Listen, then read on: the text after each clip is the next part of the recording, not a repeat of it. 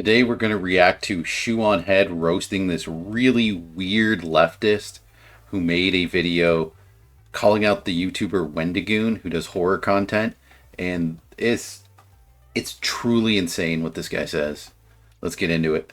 Wendigoon is a horror conspiracy theorist YouTuber with several million subscribers, has a dark past with deep ties to far-right extremism. Wendigoon is very publicly friends with Turkey Tom. He is friends with Mutahar. He is publicly friends with ShoeOnHead, who is...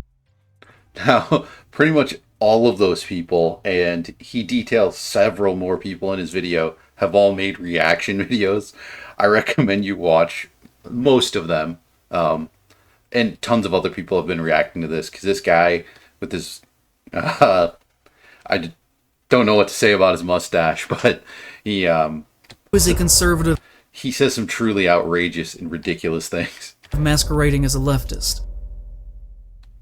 A few days ago, I saw this video pop up in my YouTube feed. Bad conservative horror movies. And I was immediately intrigued. I love long video essays about stupid shit like this. But what I got instead was the worst attempt at a hit piece I have ever seen on YouTube, ever. So sit down and get comfy, because it's time for an old-fashioned video response.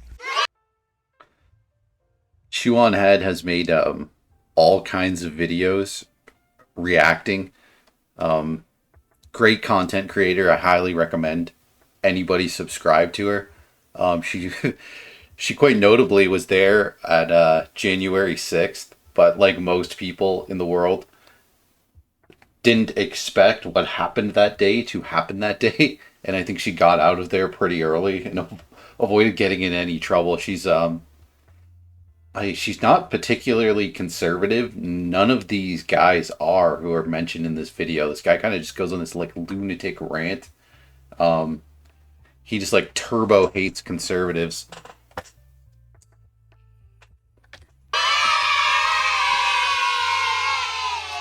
Now before we get into this video, I just want to thank today's sponsor, you. This video is sponsored by all of you who donate to me on patreon.com. Thank you all very much. I made you some cookies. These are just for the people who support me on Patreon. Only they get a cookie, not you. I see you, freeloader.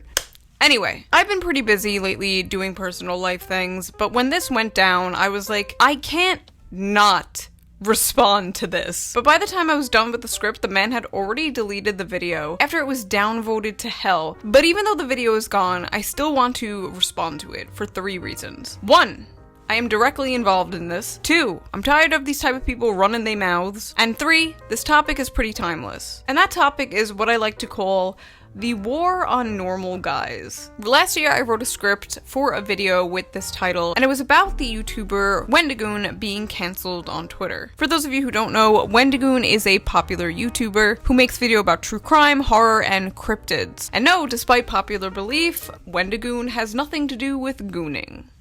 What is gooning? Can somebody write that in the comments of this video? I'm sure I could search it on Google, but I assume it's gross. It always sounds gross. Wendigoon is what most YouTubers who don't make political videos should be. His channel is completely apolitical. I don't like clicking a video about iCarly and then having to listen to you about how much you hate Trump, or clicking a video about Fallout and hearing you go off about how Joe Biden sucks. I don't care. If I wanted to hear milquetoast political opinions, I would watch my own videos. But no, despite being non-political, Wendigoon is a great channel. He has a good community, he's very positive, he's a Sunday. Now, I feel like ShoeOnHead also gets the exact same criticisms of everything being political when her content isn't political most of the time. She'll simply talk about like whatever the hot topic is, whether it be like dating or incels or whatever's happening, and people just add their own politics to whatever she's saying, and I can't stand that either. School teacher, he has a beautiful wife, he's friendly, funny, and kind, which of course makes him an enemy to the most annoying people on earth. Month after month after month, I would see threads on Twitter and on Reddit about what a terrible person Wendigoon was. But when I would go searching for reasons why, there was really nothing besides vibes. This is how AI optimizes ad. my schedule. This meeting got canceled. Hooray! I've heard that We didn't YouTube really- Premium is going to make it so you have to, so you won't be able to use it in your car without getting premium. I might get it. And also for making these videos, not getting ads pop up would be convenient. I just don't, I don't quite understand how it works. I assume the content creator, like, I want ads, right? I want the people that I watch to get something in return for me watching their content. I simply do not like Wendigoon. He has bad vibes coming off him like stinky lines. The vibes on this guy have never been right. I live in the Bible Belt. He has the vibes of the kids who would have been comfortable saying racist and homophobic slurs and bullied me in grade school. He always gave me weird vibes. Deeply uncomfortable vibes from this guy.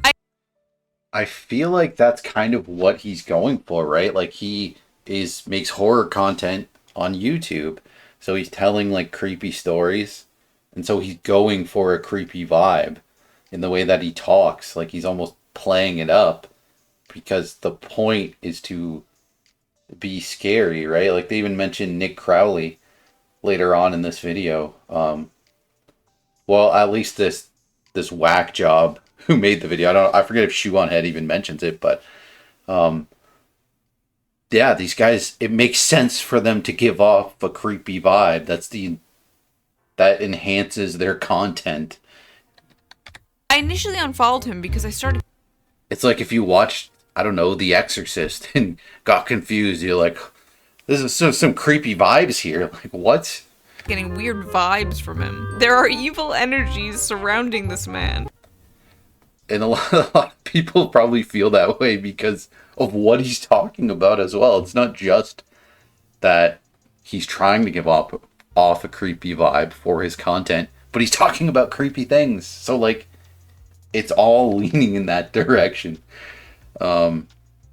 Weird. Wait, what'd he do? He used to be a youth pastor. Some people got weird vibes, and that's fair. It's rare to see a youth pastor with good vibes. What did Wendigoon do? Honestly, a lot of it is just the vibes. I needed more. I needed to hear some real reasons why people disliked this guy. I needed real arguments. I needed a living soy jack meme with a pedo mustache and bisexual lighting to string up and beat like a piñata.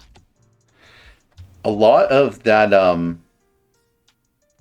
one of the comments there said he's openly Christian, and that is uncommon.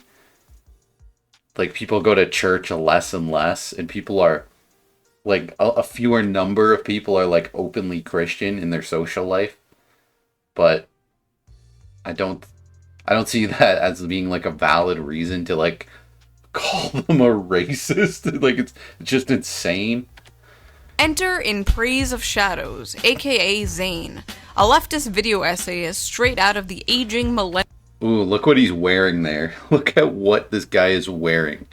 And keep that in mind for what he talks about later. Hipster factory. Seriously, why do they all look like this? What genre of man is this? The mustache, the hair, the clothing, post-ironic neo-redneck? You know how some people talk about how women's taste in men gets all weird and f***ed up when they're on birth control?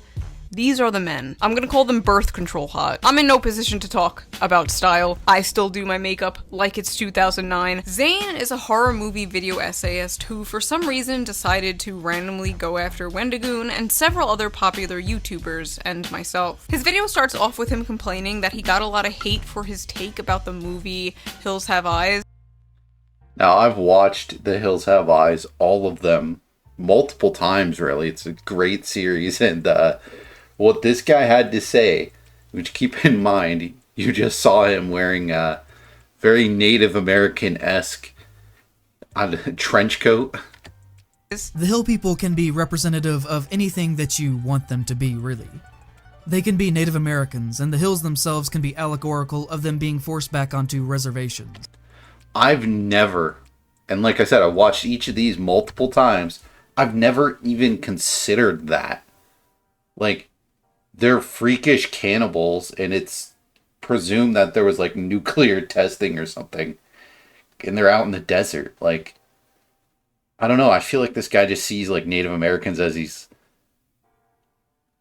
like, weird desert people who are, like, separated from society. And yes, some of the largest reservations are like kind of in the desert. Yeah, but like that's such a weird way to classify like an entire very diverse race of people. Like I don't know. I don't like I'm Native American and people gotta a lot of people don't know what I mean when I say that. And what it means is that like my family's Native American, I'm Native American, plus the people that I knew growing up, maybe not most of the people, but like half of the people were like Native Americans. That's who I grew up with. That's who I am. So this guy's like weird.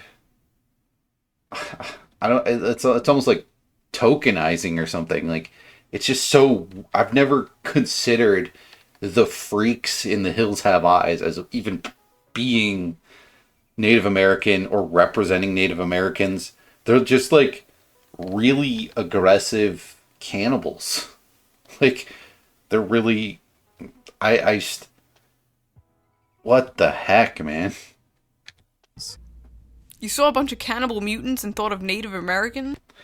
And it's not that they were like in the Hills Have Eyes. It's not like these characters were like pushed back onto their lands, and they're not like large enough to even represent a reservation. They're like the size of a family. Like there's maybe if you assume that there was some that we don't see, like maybe the family's larger than what is comes on the screen. You could say maybe there's like 15 at the most, but I think all you ever see in any of these movies is like 6, 7, 8 existing. So it's they're like out in the desert. Like it's does he not understand? Like does he not understand what a desert is? Like the basic geography of where he is, like this big barren desert. Like yeah, I mean because they're murderous cannibals, they can't be like out in regular society, I suppose, but like that's not what Native Americans have gone through, really. It's not like Native Americans were like all murderous cannibals who, because they just can't exist in like polite society. Like it's just a really illogical and racist thing to say. Anyway, he goes on to talk about how people were misrepresenting him and leaving rude comments. The cruel and untrue things that you say about another person do in fact have direct impacts on them and the way that people culturally see them. Are these your own genuine original thoughts and criticisms that you have based on my actual words and things that I have done, or that maybe you haven't thought critically about what you were reading online, about other people? And about how after this video, apparently a lot of his subscribers stopped watching him.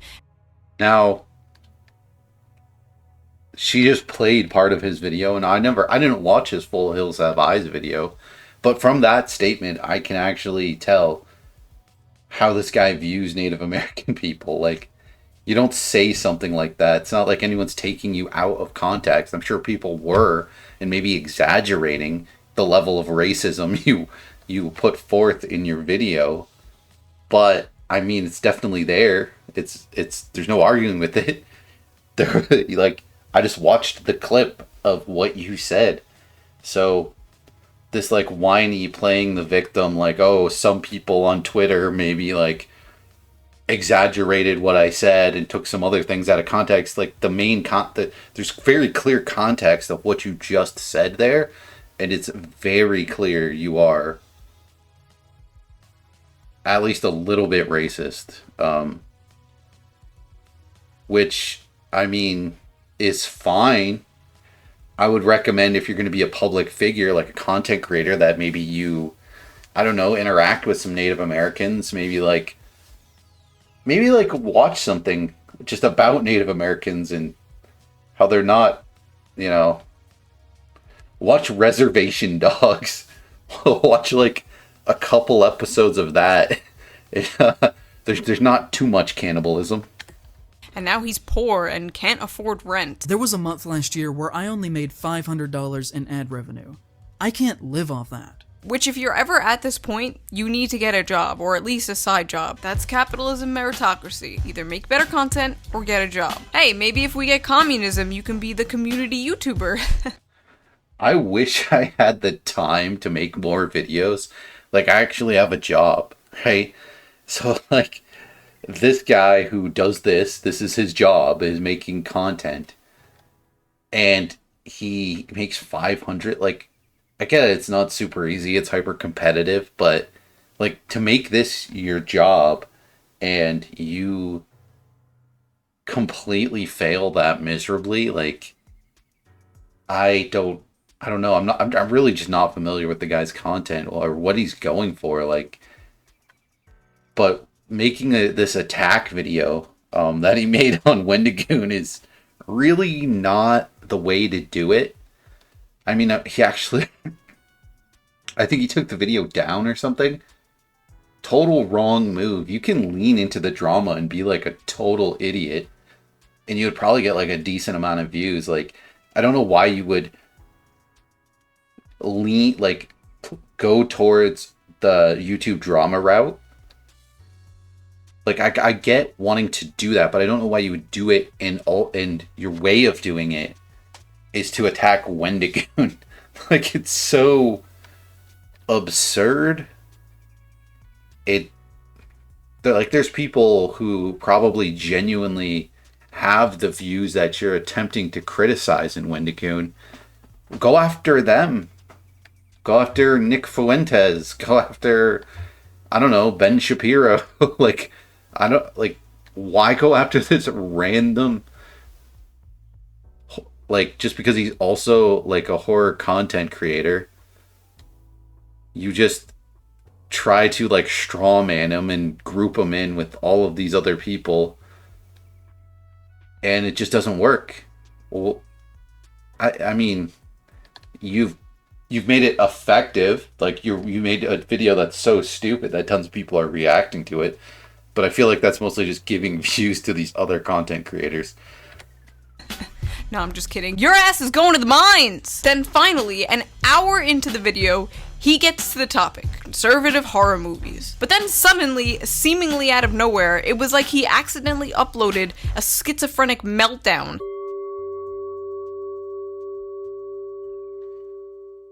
If you're not aware, Wendigoon is a horror conspiracy theorist YouTuber with several million subscribers that, as you will hopefully come to see, should not be seen. Why does it keep getting big and shrinking? My goal is to start doing some editing. I got some editing software. I haven't had the time to mess around with it, but like, just over editing for no reason. Like, you already have like a zoom in going on. Just make the zoom in faster. Like, why are you going big and small and big and small? Is the wholesome, southern-friendly dad persona that he has publicly constructed. It's like he's just messing around for the fun of it. I don't. Did he mean to upload this? Like, I don't get it. Around himself in the past several years, and that, like many people who talk about being Christians as much as he does, has a dark past with deep ties to far-right extremism. Ooh. Did he like take a bunch of multiple takes and just moved further away from the camera or something and just like used whatever take he thought sounded better? I don't think that's what he did, but that'd be funny. Ooh, this sounds pretty bad. He's not the heckin' wholesome YouTube dad we all thought. And he himself is even going for like a creepy vibe, right? Like that's why people are so creeped out by this content creator as well. It's probably because he makes horror videos. So that's the tone that he's going for. What could he have possibly done? There are many things that are red flags that we could talk about, from the bizarre gun ownership. Yikes! An American man owns guns? Not very heckin' wholesome, Wendigoon. He goes on to talk about how Wendigoon is rich, and therefore he doesn't respect Wendigoon's opinion on media. He became exceptionally wealthy by the time that he was 19 or 20. I have no need or desire to hear 5 hours of opinions on Blood Meridian from a 21-year-old millionaire.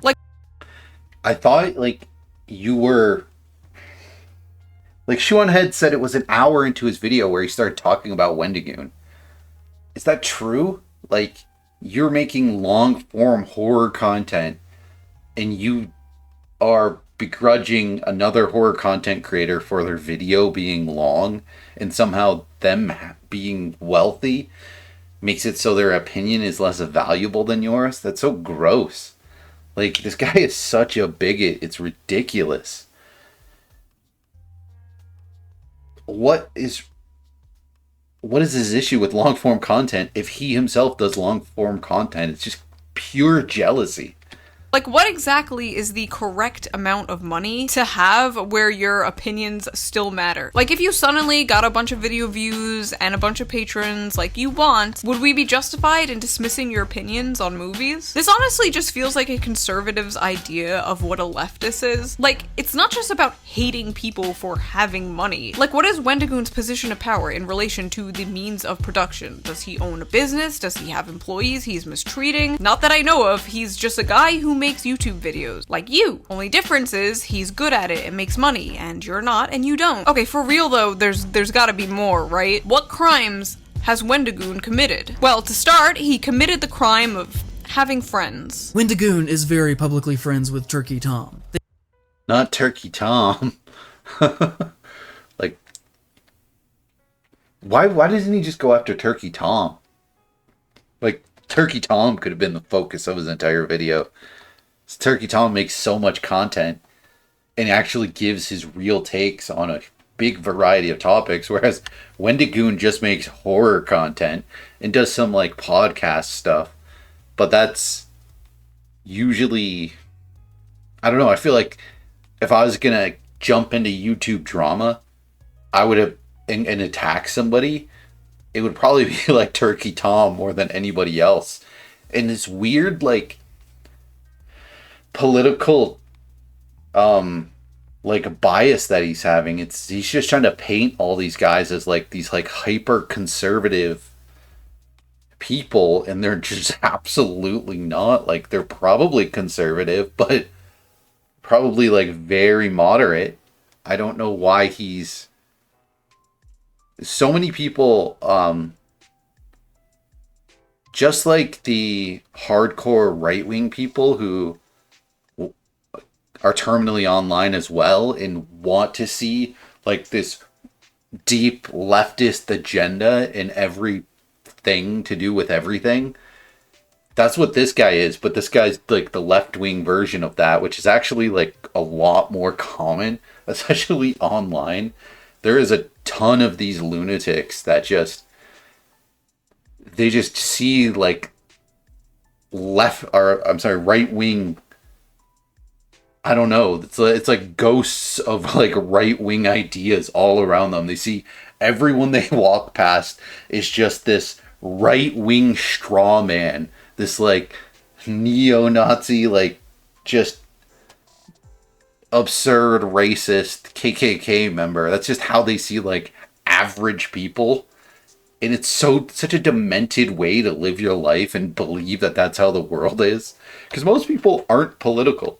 Like, that's what really annoys me about left-wing people and why I criticize them more than right-wing people, is because they'll sit there and say that, oh, like, we're so young and progressive and we love science and the truth. The core principle of, like, science is math, right? Math dictates everything. It's the universal language. It's how the world functions. Is math, right? I talked about it in the Terrence Howard video. So why do leftists not understand math? They never utilize it. The only time they bring up math is when they want to use a statistic completely out of context to try to demonstrate something without at all considering the controls of that statistic, how that statistic was gained, what size of the source was used. Like, that's the only time they even mention math, and they clearly don't understand statistics. But also, like, there's certain obvious statistics that are unavoidable that it's just amazing that they don't understand. And that's basic voting percentages. right? Most people don't vote. I'll look it up right now. How many people voted in 2020? All right, we got a world population clock. It's not what I looked for, Google. 2020 election. USA. All right. Why does it not just show me?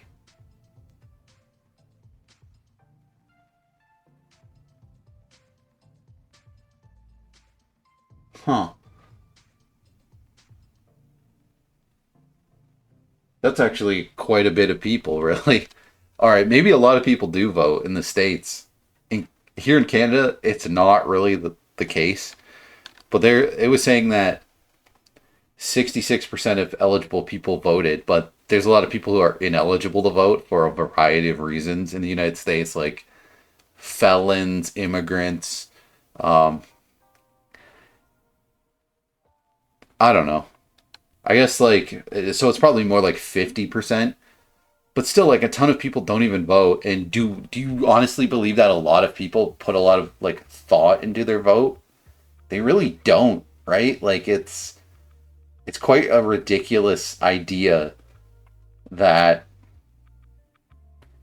everyone's like this radical side of this political spectrum when most aren't.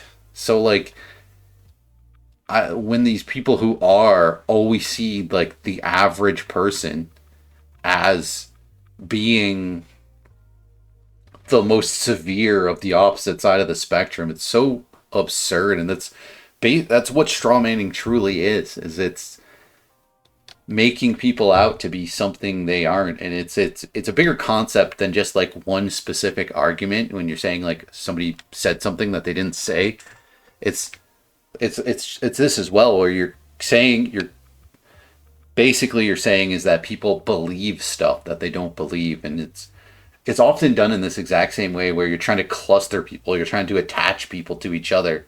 It's like you're just trying to group every person together and then group somebody with them, right? Like Donald Trump, or like, I don't know, Ben Shapiro or Nick Fuentes, or I don't know, Jordan Peterson or Tucker Carlson. And you're just like seeing them all as the same people. You're actually generalizing people and being a huge bigot. Most people are apolitical. They don't care. There's tons of swing voters. That's why like states are just, there's several purple states. And like I said, a lot of people don't even like really give a lot of thought to their vote. It's just like, all right, well, I feel like I just vote this way, and that's what it is. They have been seen together on multiple occasions, and I've seen online mentions that Tom was either at his wedding or at the very least was invited. They have been seen together. I have seen online mentions that he was at his wedding. He's saying this shit like Turkey Tom is wanted for murder, and not like he just said some slurs on Discord when he was a teenager. Does this guy vet like every single person he's ever been friends with or spoken to? Hey, before you enter my house, I'm gonna have to go through your Discord history from 7 years ago. I was gonna say no, but I can see this guy doing that. Wendigoon is publicly friends with Donut Operator, and even retweeted a photograph of the two of them hugging. Donut Operator is a gun-crazed, very far-right YouTuber with 4 million subscribers. His content is very pro-state, pro-cop, pro-gun, and pro-death to people who don't share his beliefs propaganda. For example, one of his videos is titled, "Predator Takes Shotgun to the Face." I love the example he used is a literal pedophile being killed. He's very pro-death for people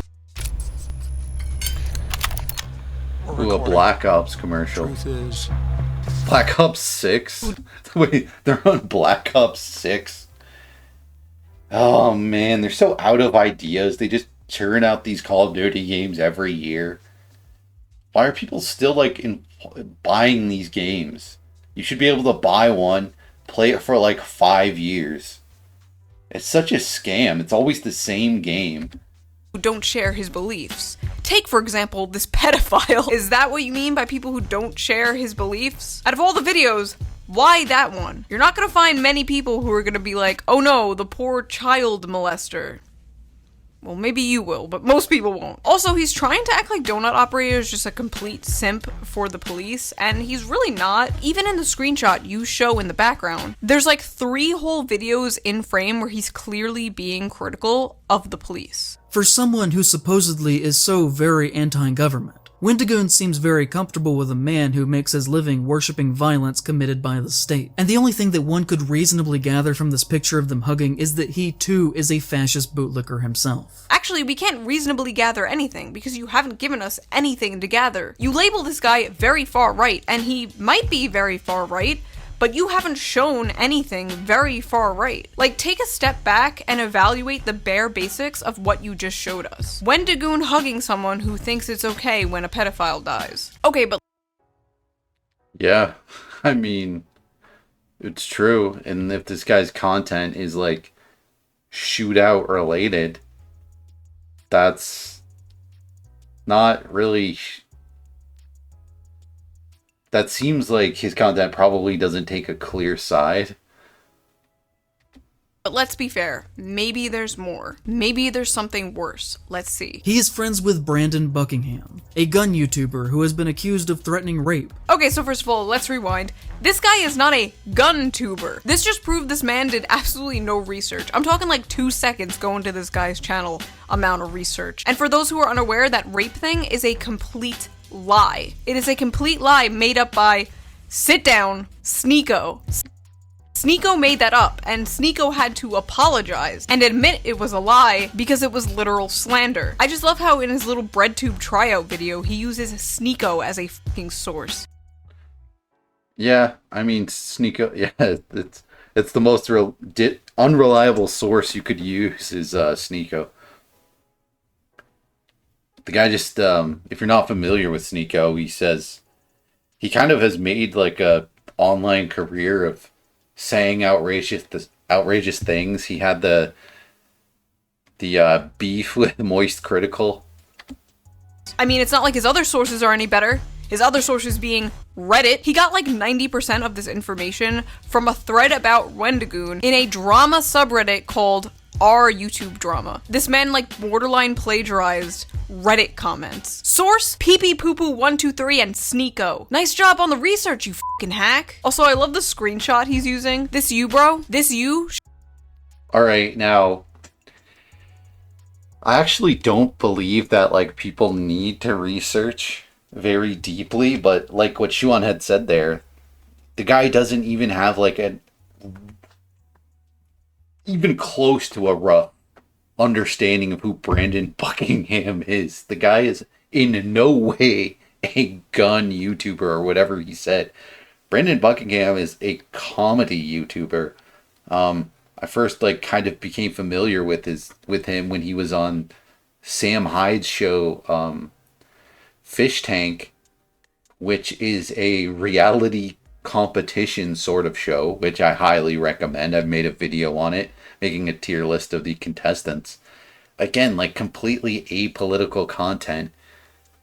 And like Brandon Buckingham shows up with a prostitute for Airsoft Fatty. Like this, there's just this weird hatred for like all those people. You could say Sam Hyde and Airsoft Fatty too. Like maybe these guys are a little conservative, but why is that a reason to hate them? Maybe they make a joke here or there. That doesn't make them a racist. What's racist is describing Native American, is you seeing a murderous cannibal family and comparing them to Native Americans. I just don't even know what to say. Like Brandon Buckingham also has good content, most of which that I've seen. Like he went to the gathering of the Juggalos. He drinks like box wine, like, or like bag wine. He has this big bag of wine that he like slaps, which I think you're supposed to do. And he's just out in public slapping this big bag of wine and drinking it and sharing it with people on the street. Like, in various parts of the United States. Like, I think some of them have been in, like, Florida. And it's just, like, pure comedy content. It's really weird to describe Brandon Buckingham as, like gun nut. I've never even seen the guy with a gun. And I'm familiar. I've watched some of his content. Showing sympathy to someone whose grandfather is dying? He has collaborated with Nick Crowley, who constantly makes money through the most morbid and shameful... And when I say Brandon Buckingham went to the gathering of the Juggalos, oh boy did he go. He didn't just go to, like, observe the madness. He brought the madness as well. And it was awesome to see somebody really kind of get into the scene of that kind of thing. I don't think I would do it. I'm not that wild of a person. But, like, it's really interesting to see somebody like, all right, I'm not just going to this, but I'm, like, going to this as a participant. It's really wild. True crime content, of showcasing the last minutes of people before they are suddenly and unexpectedly killed. So I don't know much about this guy, but it seems like your issue with him is that he makes true crime content. I mean, personally, I'm not a huge fan of true crime content, but it's extremely popular on YouTube. Crowley is similar to Wendigoon, in that on the surface they seem fairly edgy, but clean enough. What are you clean enough? What are you talking about clean enough? They make horror content. And, like, Nick Crowley, when you see people, like, his content will be, like, an entire video, but it's mostly just describing the events around, like, why something was super creepy, or, like, why somebody maybe murdered somebody else. He's done, like, videos about people who were, like, murdered on live TV. But it's not like just showing the person being murdered.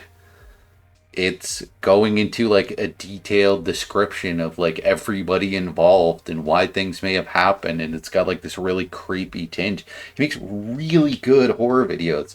If anything, you should be looking at Nick Crowley specifically and being like, how can I make my videos more like this guy's? What is this guy doing right?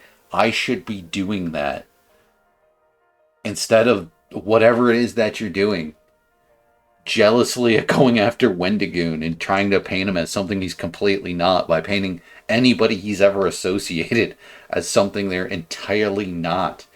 It's so bizarre, right? Like ShoeOnHead, for example, you could paint her as some, like, horrible, radical, or right-wing racist. Oh, she was there on January 6th. Oh, she's collaborated with Blair White, who has collaborated with Alex Jones and Kanye West and Donald Trump. It's like just these, like, several steps of detachment, this total unreality that a lot of these terminally online people exist in, where they refuse to see anybody else as actual people, and they just desperately want to see them as the ghost that they see of this, like, hardcore, most right-wing person imaginable. And that's just how they see everybody, and it's so sick. I'll keep talking about it later after he goes through more people and falsely claims that they are these, like, horrible right-wing extremists.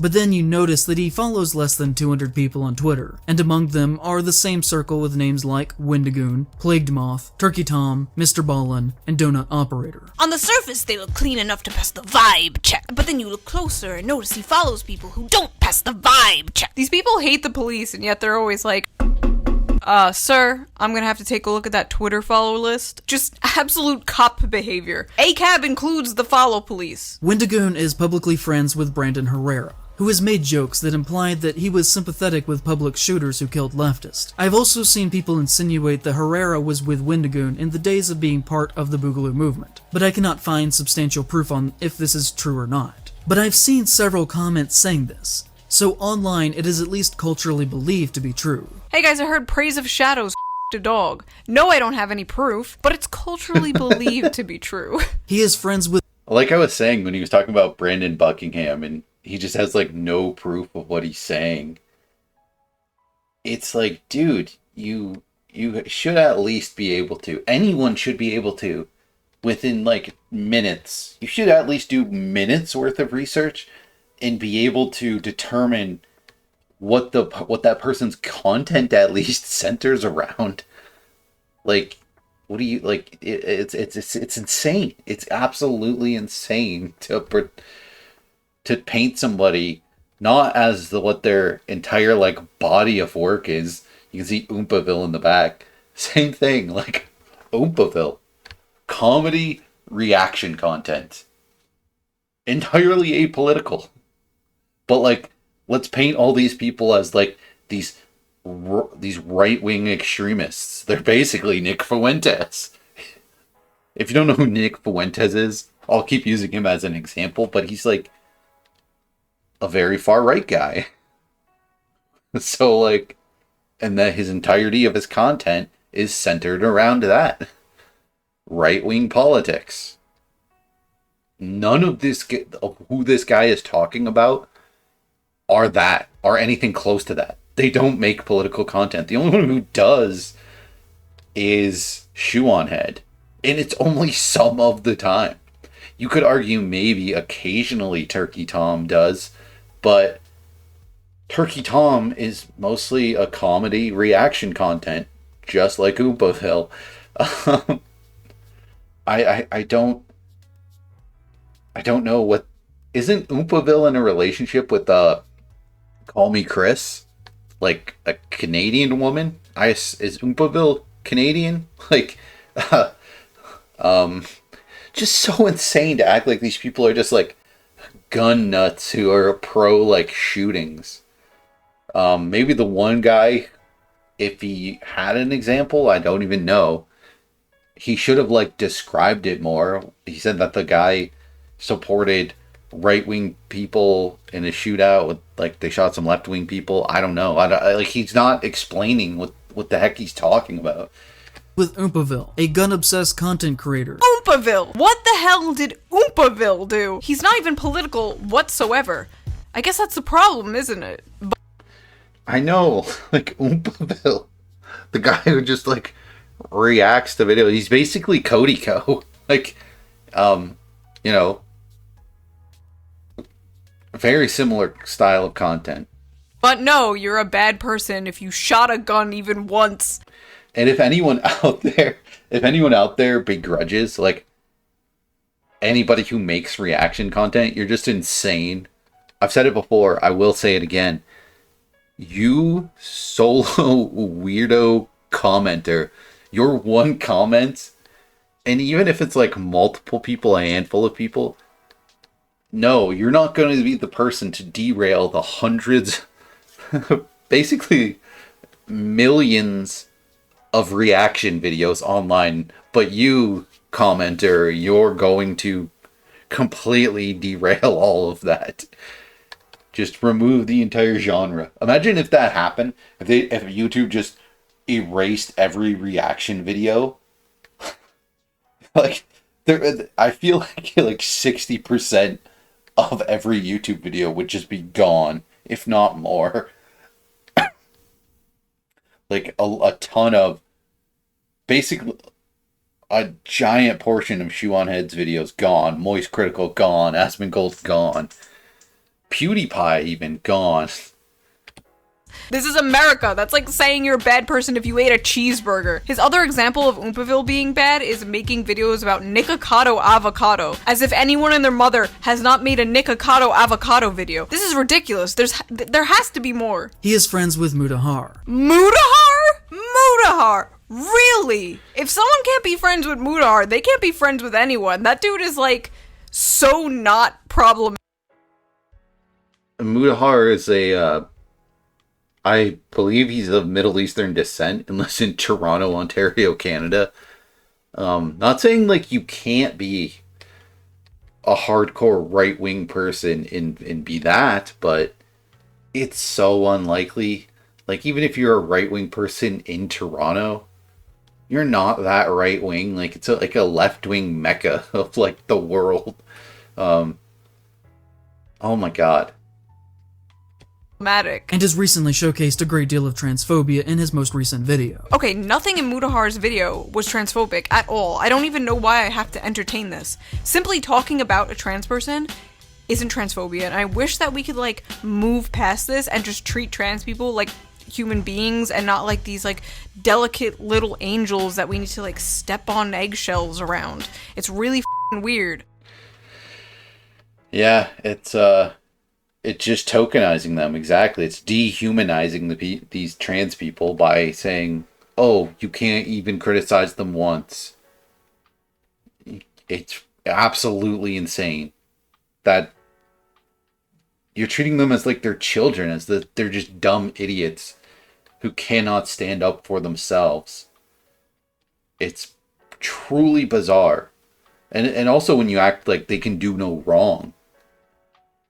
Just like a child, like, oh, you can't blame them. They're a trans person. They do something horrible. Oh, well, they're a trans person, so you have to consider all these other things. No. You could say that applies to children, you know. Maybe a child does something. Yeah, they don't know better. But adults do know better. A mentally challenged person, right? They don't know better. But somebody who's like, it's like they see trans people as mentally challenged, right? And I feel like it's a lot of these hardcore leftists, they also see minorities as that, whether it be black people or Native Americans or Asians or Middle Eastern people or whatever it is. It's like,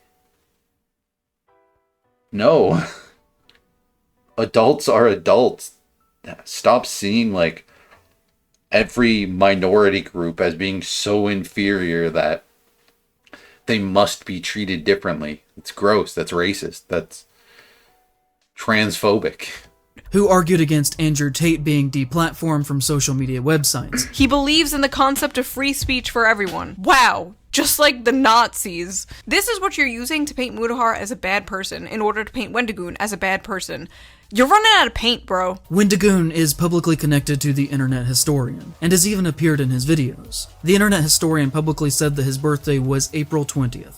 It is not, and has only said that as a joke because that is Hitler's birthday. Ah yes, April 20th, Hitler's birthday. There are no other jokes surrounding the number 420. It's a weed joke. It's like making a joke about the number 69. This is either extremely dishonest manipulation, saying April 20th instead of the number 420 so people wouldn't notice, or you are profoundly mentally retarded, sir. Who the sees a joke about 420 and automatically thinks Hitler? I'll tell you who. Somebody with preconceived notions about others. Yeah, that's exactly it. That is 100% it. And I can't stand these people who do this. It's like they somehow turn real life into like whack-a-mole Nazi insanity where all they're doing is trying to paint somebody as a Nazi. That's all they do, is they strawman everybody into being a Nazi, and then they try to like lump other people into Nazism. It's so insane. It's what these like freaks like Hassan or Vosh do, especially Vosh. Hassan at least will like rein himself back and be like, all right, like I guess I was wrong. But Vosh never will. Vosh's entire content, and this guy has to be a Vosh viewer, and you sometimes will encounter these people in real life, and they are freak shows. And what they do is they somehow think it makes sense to just try to paint everybody as a Nazi, no matter who you are. Like, seriously, watch a Vosh video. Well, actually, don't.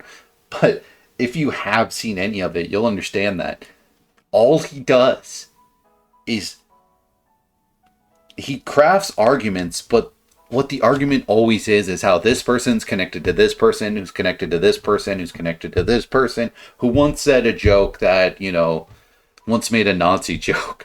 Like, even if the Internet Historian had made a joke that he shared a birthday with Hitler, do you believe that that means he is a Nazi? or supports Nazi ideas.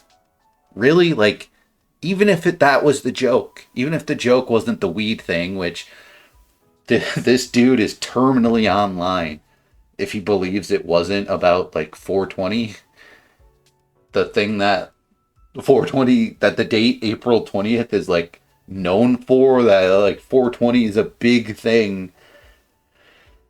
The huge majority of people don't even know that it's Hitler's birthday, because why would somebody know that? Why would anyone care? It like never even comes up. Do you remember any 420 that's ever happened where like you saw memes about it being Hitler's birthday, where anyone mentioned it being Hitler's birthday? Or was it kind of focused about marijuana? You know, it's so insane to pretend like it would even be about Hitler's birthday. But even if it was, even if you specifically was like, you know, haha, I share a birthday with Hitler, do you really believe that that would make someone a Nazi? And that's exactly what he's doing. He's trying to attach Wendigoon to the internet historian who most likely did not even actually make a joke that he shares a birthday with Hitler. It was probably to do with the marijuana, right? It's so crazy. I've heard more people say that Bob Marley's birthday is on 420 than anyone ever say that Hitler's birthday was. If he didn't mention it here, I would have forgot that was even a thing, right? So it's like, and Bob Marley's birthday is not April 20th. So it's just so wild. And like I said, this is exactly what like Vosh does. He's just trying to like, he wants to paint somebody as a Nazi who's not a Nazi, and then just like force push whoever into like a deep-seated connection with them, as if they're like the best friends and they're like hanging out in some like Nazi clubhouse together. It's so demented, right? Just the sheer number of content creators that this guy has connected Wendigoon to, none of which he's displayed are like Nazis at all. That alone demonstrates that Wendigoon interacts with a ton of people online, right? So even if like somehow the internet historian was a Nazi, Wendigoon's somewhat interacting with them and making like a video or two together. How does that make Wendigoon also a Nazi, right? Like, I could see if each of these content creators were Nazis, then yeah, I would say Wendigoon most likely is a Nazi. But literally none of them are. If they were, you would have examples. Besides like, oh, Brandon Buckingham used a gun. Oompaville used a gun. This guy posted about guns. ShoeOnHead, oh, she's conservative, even though she's not. She's conservative. Like even if you like, didn't ShoeOnHead do a video with Blair White where it was like left-wing girl shoots a gun, right-wing girl shoots a gun? Because Blair White is conservative and ShoeOnHead isn't. I don't remember if that was the title of the video. I might look that up right now, actually. ShoeOnHead, Blair White. Huh. They might have collaborated like multiple times, so Jacqueline Glenn, you know. Was it Jacqueline Glenn and not ShoeOnHead? Might have been. Again, Jacqueline Glenn. Left-winger. Definite left-winger. I wonder what she's been up to. Maybe I'm not seeing it, but, you know. Get it? Not seeing it? Oh, I guess I'm Hitler. Everyone is already a bigot, so everything they say is bigoted, instead of the other way around, looking at bigotry and coming to the conclusion that that person's a bigot. No, you have this insane hater Okay, and root beer to exactly. He's the bigot. He 100% You is didn't the get bigot. root beer? tunnel vision, which is why you're coming to insane conclusions like this. We could talk about the time that Nick Spheres did a video about the disturbing movie Iceberg, who is a great horror trans creator, and in the comments of her video, he said, "We will be watching your career with great interest," which is just kinda gross. That is a line from Star Wars. You really saw him being friendly with a trans person, the trans person being friendly back, and came to the conclusion that this was transphobia? Even if this moron didn't know that was a quote from Star Wars, which I didn't know it was a quote from Star Wars, I would assume that that's the context that Wendigoon is using, saying like, hey, you made a really good video here. The community, the large content creators, say like the heads of that community on YouTube, we're watching you. We recognize you made a really good video. Keep up the good work. Maybe let's collaborate. That's exactly what he's saying. Like, that's clearly what that means, and I don't even know the context. Maybe that's something that, like, I don't know, Yoda says to Anakin or something. I don't know. But obviously that's what it means. Obviously. I hate the prequels. I hate them so much. Sake man, she ooh-wooed at him. Have you ever sat back and thought, hey, maybe if I have to squint my eyes and tilt my head and glue my balls to my butthole in order to paint these people as Nazis, maybe they're not Nazis? He has interacted positively. Exactly. Now he's Post Malone. Oh my god. This is insane. But exactly, these people who have been content creators for a very long time, right? Especially ShoeOnHead, they would be very easy to prove that they are a Nazi if they were. You would have example after example after example. Good examples, incredibly strong examples. But these you got jack shit. You've got nothing, sir. Like, ma'am. With Garant Thumb, who has said, "The traditional family should be encouraged and strengthened. I see little to no support from the government or big media." Traditional families? Not traditional families! This is how you know this video was made for one type of person and that type of person only. Because what the are we supposed to be mad at that? For someone who is supposedly anti-government, he sure does seem to have a lot of wealthy white friends who actively work to uphold the values of the American empire. For someone who hates the government so much, they sure have a lot of wealthy white friends. Well, he lives in a majority white country. English is like a majority white language.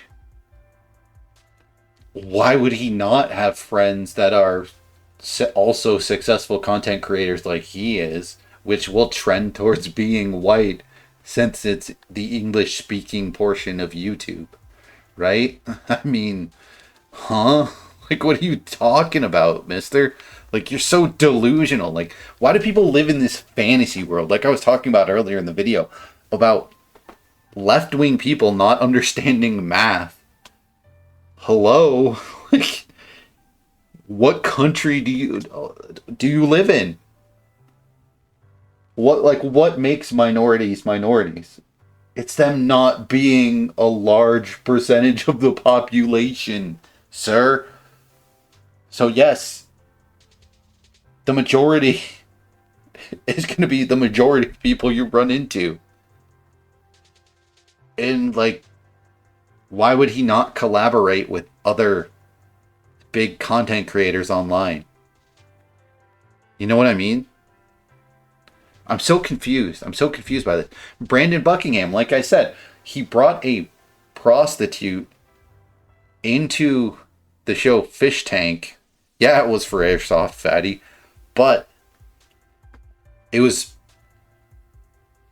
like the prostitute was African American.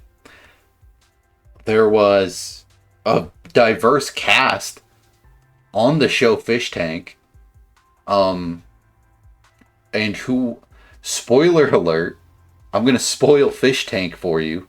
Watch the show Fish Tank. It's on YouTube, done by Sam Hyde. But I won't say there are, the person who wins is Native American. And it's heavily to do with, like, popularity of the audience, right? And if you want to attribute a majority of the fan base of this Sam Hyde created show as being, like, right-wingers, why'd they like this Native American woman so much that was kind of, like, helped tip the scales in her favor. And then upon the show concluding, Sam Hyde has helped this woman stream. Like, she is a content creator now. I think she might have been a little bit before, but, like, I'm so confused as to this, like, narrative that this guy is trying to push. Like, all these people, Wendigoon and everyone he associates with, they hate minorities. Like, it's so not true. It's insane. Then why, like, it's just demonstrated again and again and again. All of these content creators have collaborated with non-white content creators, or like Brandon Buckingham doing videos out in public. There's often minorities there. Like, if he was this, like, hardcore racist or this, like, gun nut, why would he frequently choose to have, like, minorities in his videos? Really weird. And, like, Wendigoon himself kind of has, like, if he was part Native American, which I think he is, he says that he is, I believe it. He kind of has, like, a bit of an ethnic look to him. He does. A lot more than this guy making this hit piece on him. Who hold up the American empire. What the f*** are you saying? It's like lefty Mad Libs. He's just chucking a bunch of buzzwords at the wall and seeing what sticks. Capitalism, cops, white, American empire. Again, he sounds like a conservative's idea of what a lefty would sound like. He sounds like a Daily Wire sketch character. He goes on to talk about more Twitter accounts Wendigoon follows and how some of those accounts have liked problematic tweets. Now, see, I always thought... Now, that's exactly what Vosh is, right? I think this guy is a huge Vosh watcher, and that's exactly what Vosh is. It's just this cartoon of the hard leftist, where it's like, no, this person can't actually be this big of a moron. They can't be this dumb and fake and ridiculous. They can't really try to classify every person they talk about as a Nazi.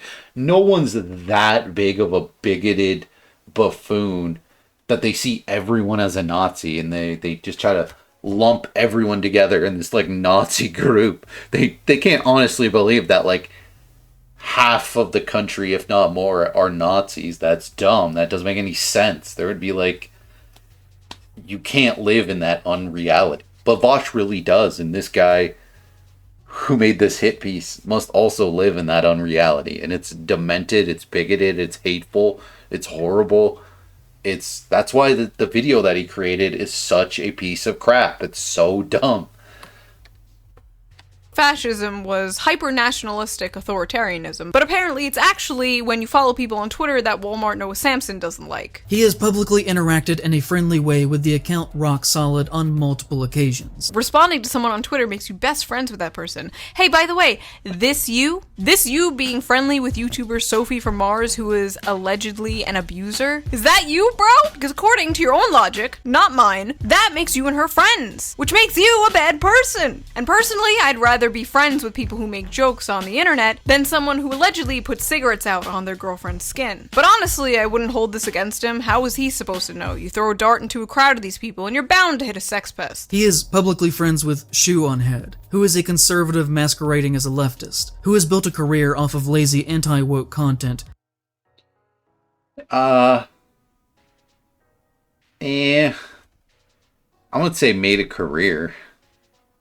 I'm not saying she doesn't have a career. I'm just saying it's probably only like 40% of her content is that. Complaining about SJWs, who says stuff like, Karl Marx rising from the grave finding out his movement has been taken over by fat, ugly, mentally ill losers. I mean, What's crazy is I could have given you like 20 examples of way worse shit I've said over the years, but instead you choose a random joke I made on Twitter. You just went to my Twitter and found like one of the last tweets I made. This you, Wendigoon? This you, bro? Congratulating someone on their wedding day? A conservative masquerading as a leftist is so funny too, because like, what? What would be the point of that? Am I waiting for like a Soros check? It would be way more lucrative as a woman on the internet to just be a conservative commentator. Yeah, in case you don't know this, ShoeOnHead is a leftist. And she criticized leftists, the woke SJW type, because they're awful and they've rotted the entire political side of the spectrum. They're so far left that they're this guy. They think that everyone is a Nazi who's not as...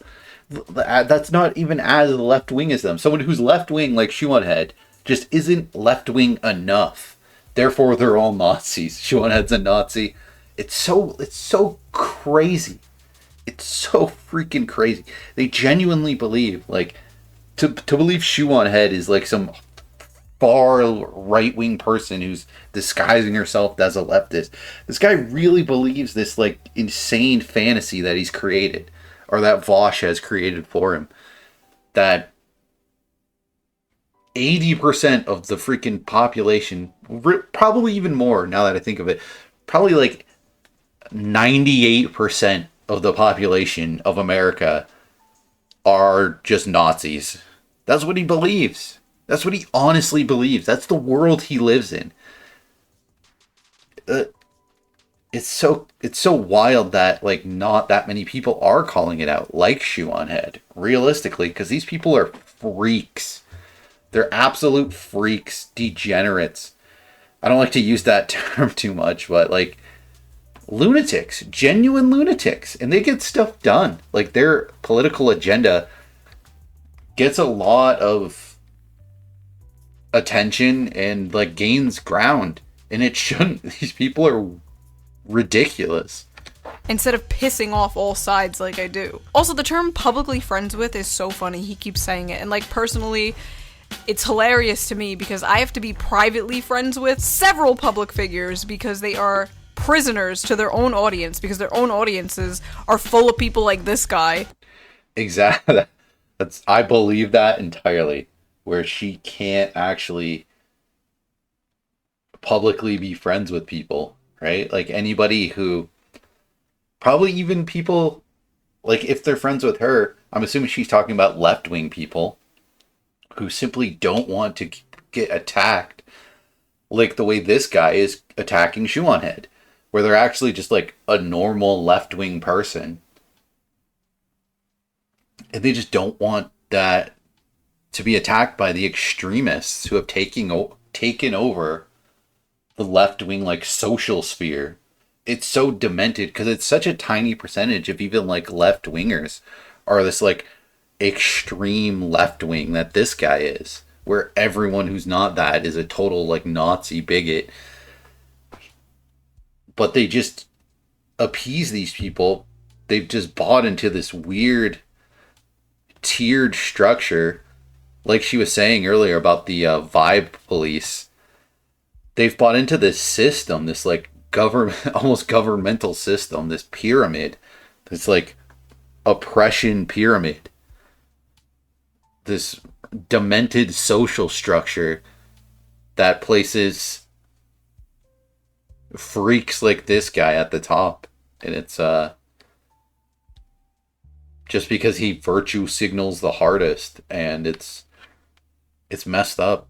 They shouldn't be doing that. They should be leaning towards, let's actually treat everyone as like good, positive people. Let's put positive energy out into the world. Let's, instead of focusing on how we're different in these tiny ways, focus on how we're the same and come together and work towards what we all want collectively. But no, you must hate everyone, even yourselves, because you're not the most left-wing person that could ever exist, because you're not that. This like, they've created this like messiah, but it's one that doesn't exist. Just like Wendigoon's God, they've created. I'm sorry, but they've created this this god of their own, which is like the most left-wing thing imaginable, and they just worship that idea. And it's they've created their own dogma. That's what it is. Their own original sin of being white or a man or straight. They've created this immense original sin which trickles down to where it kind of affects everybody, even if you're like a female minority, right? And like, say you're a female minority, you're a black woman who has one leg. Well, guess what? You're not trans. Guess what? You're not neurodivergent. You know? So you're like, your opinion doesn't matter. You don't know what struggle is there, black woman with one leg. You know what I mean? Like, that's exactly what they think. That's how they think. And it's just this, like, deconstruction of society. And they've created this, like, dogma, this messiah. And it's so freakish and, like, wrong. And basically, like, actually evil. It's funny that this guy likes horror so much. And he doesn't see that he is the horror, that he is like kind of a plague on society, and has fully bought in and perpetuates this like hate-filled, horrible ideology which seeks to separate people based on all of these things that they are just born with, that he's pushing forth the original sin of, like I said, being white, being male, being straight. He's pushing that on people. He's judging people based off of things they completely don't control, ranking them against each other. This guy is the Nazi. And he completely doesn't see it. I wish he would, and I wish tons of other people would. I wish people would see that, like, Vosh is an absolute Nazi. Him bending over backwards to classify every person that he can as a Nazi is what a Nazi does. Right? Not like in World War II Nazi, not like an actual literal Nazi, but like a modern Nazi. That's what they do, is like, because he buys into this stuff. It's all about, you know, ranking people on all these things that they can't control. That's like the core belief, the core structure of their ideology is that. That's how they want society to be structured, and what they expect politicians to feed into and create. So I have a lot of respect. But like, you know, somehow somebody like Wendigoon is bad for being like, oh, well, yeah, I don't like the government. You know what I mean? Like, the government shouldn't have a power to do whatever they want. Somehow that makes Wendigoon a Nazi. For people like Wendigoon who will just talk to anyone they want to and aren't scared of these crybullies. Also, I think it's important to say Wendigoon and I talk on Twitter sometimes, but we're not like best friends. I've never even met him in real life. But because he has the audacity to tweet at me, now all my opinions are his. And I never knew that Wendigoon was like a Sunday school teacher or might, like, you know, a little conservative. Because why would I? He makes horror videos. It's never come up. I like Wendigoon's content, but I don't know anything of what he believes at all. And even this video, this hit piece that this guy put out, I still don't. You know, like, even like in America where there's so much guns, they're all over the place. Even if it was the case that like just have somebody using them, like the leftist ShoeOnHead has used them. It's demented beyond belief that, oh, this person, oh, Oompaville, in this video he has a gun. That means he's a Nazi. Really weird, man. Like, real weird. Like, what you're casting this, like, you're putting forth this original sin. You're applying it to somebody, to Oompaville, because there was a picture taken where he has a gun, where he's like firing a gun. What? Like, what are you doing? What is wrong with these people? And as for the lazy accusation, you got me. Honestly, How I don't know how people don't see it. How people don't see what I'm talking about here. Where these lunatics push their ideology on other people so hard that it leads to them doing what this guy did. This is like really commonplace amongst these like far leftist content creators. And I can't believe that anyone out there takes any of them seriously. That they even have an audience to begin with. How does Vosh have a single viewer? How? It boggles my mind. I watched one stream of his, and I'm like, this is the worst, some of the worst content I've ever seen online. All it is this guy painting different people as a Nazi. Oh, you tweeted this guy who once made a video with this guy who's a Nazi. Now, how is that guy a Nazi? He made a joke once online. So he's a Nazi. So that makes the guy that, everyone in this chain is a Nazi. And it was just that repeatedly. He just jumped from one person to the next person and somehow just kept creating all of these chain reactions of how all these people are Nazis. And it's like, this is your content? Like, I don't get it. I don't get how anyone could watch this and not say, what? Like, this is absolute buffoonery. This is the dumbest content I've ever seen. This guy's just yelling at straw men. These straw men in Nazi uniforms. That's all this is for it was like an hour and 20 minutes. And I watched it. It was kind of like, to bring up Star Wars again, like when I watched The Phantom Menace for a second time, where I'm like, why do people like this? There must be more to this. That's why I watched an entire episode of Vosh's podcast. I'm like, there's gotta be, or not even a podcast, I think it was a live stream, but it was like an hour and 20 minutes long, and I'm like, at some point he's got to say something that isn't just weirdly trying to classify all these people as Nazis when who clearly are not. That can't be what this is. This is all that he does? That's ridiculous. This guy can't actually have an audience. Are they all just watching him ironically? Are they all just watching the shit show? Are they all just wanting to observe this lunatic rant like a complete moron? They must. He can't have one legitimate fan. He can't. No one's that dumb.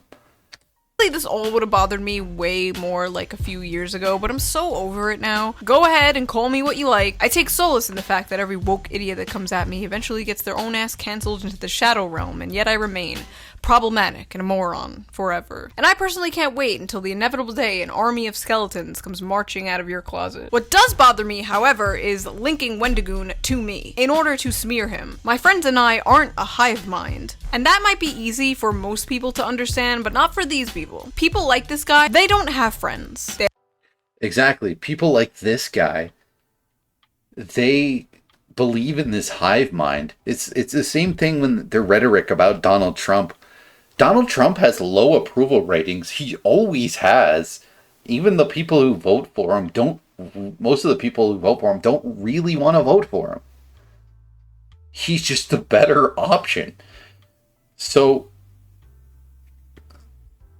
this idea that people exist in this hive mind, the reason that they believe it for the right wing, and even the left wing, they think that somehow this hive mind includes like 98% of people, which is so bigoted and racist and like sexist and homophobic and transphobic, to believe that like everyone's just this like mindless zombie, that these people can't think for themselves. They just all like worship Donald Trump. You'd have to be like so detached from statistics, from any understanding of the world, to believe that like 90 It's like they believe that like 98% of people worship Donald Trump. Just some of them, for some reason, will like vote the opposite way. But like deep down, it's ingrained. It's intrinsic. They have this intrinsic love for Donald Trump within them. They love white Jesus. It's this thing that just totally doesn't exist. And like he said, like his weird comments about Native Americans. I'm sure this guy believes Native Americans are a hive mind of like desert cannibals, not understanding that like they're a very diverse people who are geographically all over the continent, including Canada and Mexico, and like they kind of have very little to do with each other in a lot of ways, right? I promise you this guy sees like each race of people as their own individual hive mind. But the reason that they believe it so strongly is because that's what they believe. That's how they work. Is that this guy, and probably any, if he you're right, he probably doesn't have any friends, but the people he looks up to, like Vosh or Hassan, they believe in this idea of this like leftist messiah, this person who doesn't exist and never will, but is like, to them, is at the top of each of these like pyramids that like coincide with each other and converge to like this perfect leftist. They have their own messiah and dogma and religion, this cult that they've cultivated, and they worship that, and they think that, and everyone in their group does, and they think more people should. That more people should join this structure that they've created, this like social hierarchy. And they believe in it so deeply that it leads to them, to them believing that like ShoeOnHead is somehow a Nazi. Wild, right? Like they're so deeply ingrained in their beliefs that they can't see outside of it. They can't even see within it, right? If they could see the original sin that exists within their own ideology, they would be out of it. They'd be like, this is horrible. We shouldn't be judging people based off of their gender and their race and their sexual identity, like their sexual orientation and all of these categories. That's horrible to categorize people as such and judge them on those things. That's bigoted. That's awful.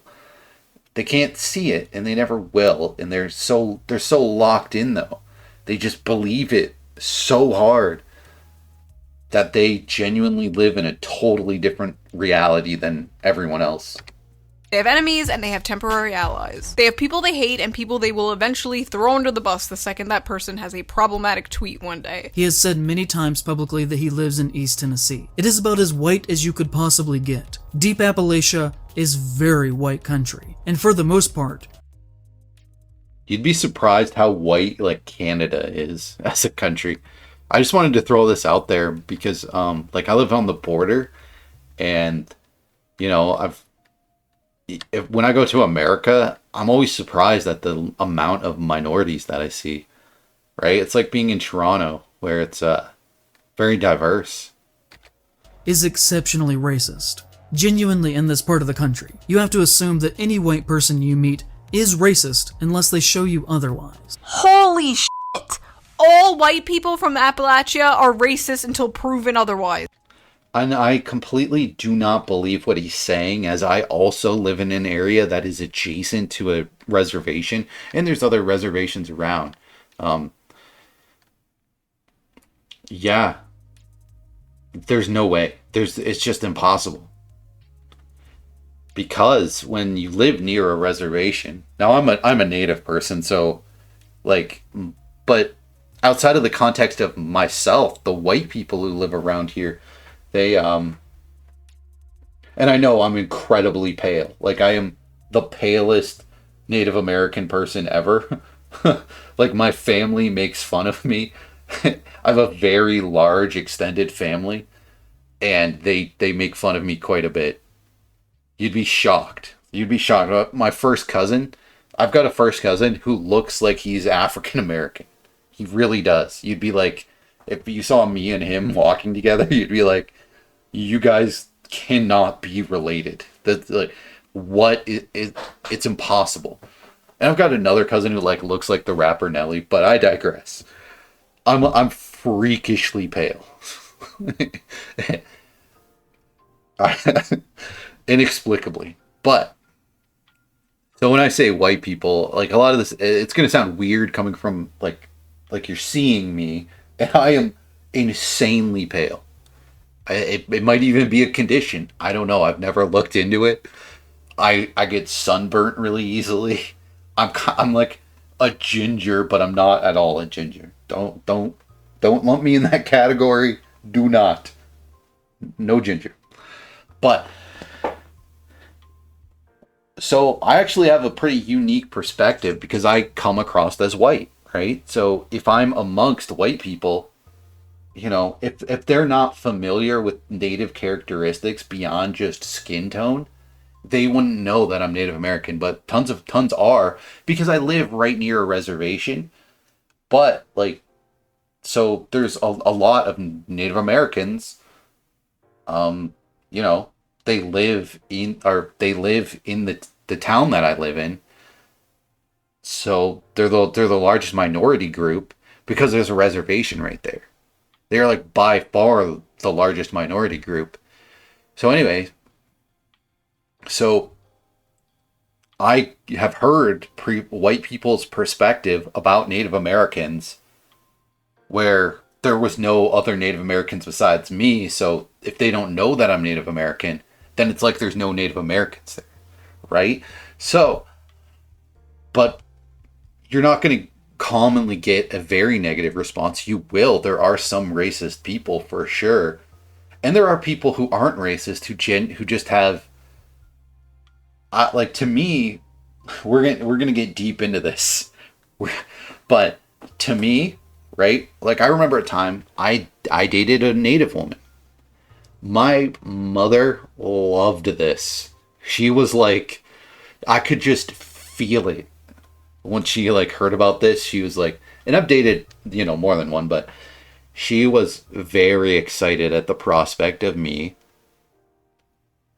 being with a Native American woman. Because, you know, typically parents want their child to be with someone of the same race. Doesn't matter if you're Asian, if you're black, whatever it is. Pretty much every race wants their child to be with someone of the same race. I even wrote this into a movie script that I wrote, which I might make a video about eventually. But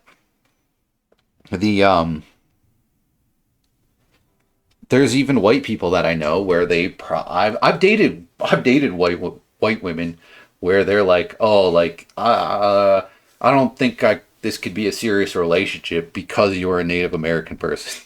Like, my parents wouldn't be okay with me, like, ending up with you. I've been told that. But, you know, obviously there's white people who want their white kid to be with a white person. I don't think that's necessarily racist, right? Like, if it's not racist for a black person to feel that way, if it's not racist for a Native American person to feel that way, then it's not racist for a white person. Now, obviously, the terminology of racist gets very complex, right? If you want to say that is racist, but when a white person does it, then it's also racist when every other race does it. But ultimately, the point I'm trying to make is that I live in a pretty white area, and because there's so many like Native Americans around, all the white people I know are like friends with a Native American, if not multiple Native American people. Maybe not all white people that I know, but the huge majority of them. It's impossible. We're inescapable, you know? So it's like not realistic that everyone in Appalachia living right by a reservation in particular, like Wendigoon does, is these like all horrible racists because they would have grown up with Native American friends. Native American, like, they're friends with Native Americans. They know Native American families. They've probably been to the reservation. Like, you know, they party together. They drink together. They grew up together. Their kids are friends with each other. This idea that, like, there's just total racial segregation, it doesn't exist. I've seen it not exist. I know Native American people, like, who live in that part of America, right? It's truly absurd. Like, I strongly recommend this guy watch the show Reservation Dogs. I don't know if it's on Disney Plus in Canada. I don't know if there's like a different, I think it's an FX show, so it might be on like a different streaming service in the States. I do not know, but watch the show, because those characters who live on a reservation frequently interact with people who are white people on the reservation and off the reservation. This stuff annoys the crap out of me. It frustrates me so much because it's gross. It's this gross leftist tokenism of my race of people that just disgusts me to my core. And it's part of why, now, my main motivation for writing a movie script, I'm jumping topic. I don't even care. We're going to talk about me.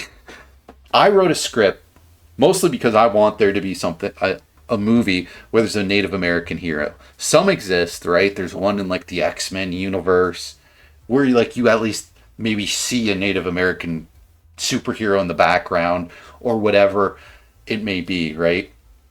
Like, I assume that guy in Doctor Strange in the Multiverse of Madness, the guy who like screams, that guy looked like the actor was probably Native American.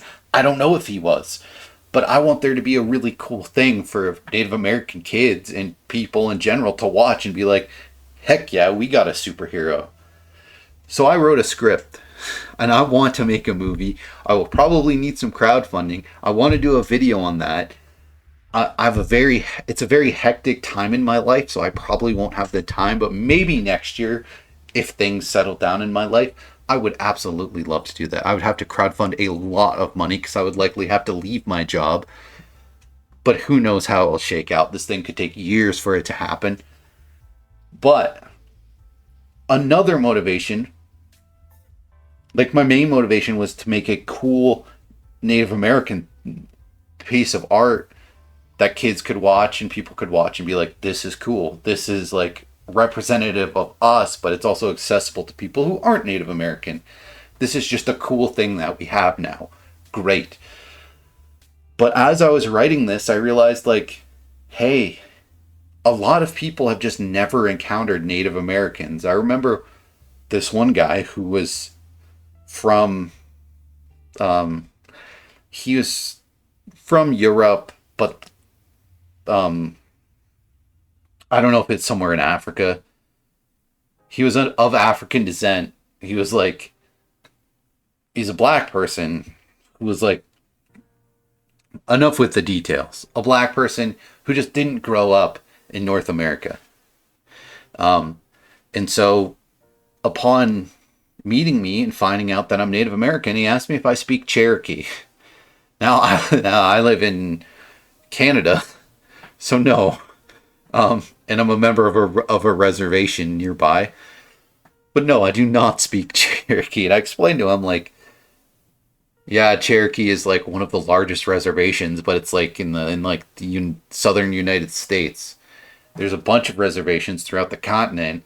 There's a lot of which have totally different languages, kind of like totally different types of people. Geographically enormously apart. So no, I don't speak Cherokee. And I told them that like most Native American people don't speak the language that their people used to speak. Mostly, like, especially in Canada, it was kind of beaten out of the people. But I instead of judging this guy and saying, oh, this guy's a horrible racist, I thought, no, like, My immediate thought was, well, this guy's not really from the area. He's never encountered a Native American person. That's why he's asking me this. He doesn't know anything about Native American people, and why would he? He hasn't encountered us. He hasn't watched The Hills Have Eyes. So, I want to create something that shows people that Native American aren't this weird idolized thing that you see, because what you see in pop culture is like the Indian in the cupboard, or like often the spirit guide from Reservation Dogs, like that, like a historical, basically ancient Native American person. Or you see or what most people see is not even really seeing, but people like this guy, like this leftist guy, just tokenizing and like idealizing and dehumanizing Native American people, right? I hate when these leftists speak for my people, but especially when they say like, don't wear Native American like jewelry or this cultural appropriation stuff. Like, obviously it can be to an offensive level, but most times if you go to a powwow, if you go to a Native gathering, there's going to be Native Americans there selling you their artwork, which includes clothing, right? Buy it. They want you to buy it. You're not culturally appropriating that. Like, they're making that so people buy it, including non-Native people. Like, it blows my mind when these leftists speak for Native Americans and they've never like even interacted with a Native American. If they did, they would learn that Native Americans are some of the least racist people on the planet. It is like a core part of our belief that all races are important to the world. And the world needs every race of people, whether it's black, Native American, white, Asian, whatever. You need all of it. All of it is needed and important as each other. So like, I hate these people who would like cluster any race of people and try to put one above the other, as though they're like, they need to exist in this weird structure of this like dogmatic religious cult. It's so gross. It's so dehumanizing. We're just people, and we exist. And in my script, these characters, they exist as Native Americans actually exist, which is in modern society. They're just regular people. We've got phones. We've got computers. We live in houses. My goodness. Like, we guess what? We go out. We go to the store. Most times, we're mostly going to see white people because they're the majority of the people on the continent. Maybe not the continent, but in Canada and the United States. We don't exist that separately from everything else. My God, like...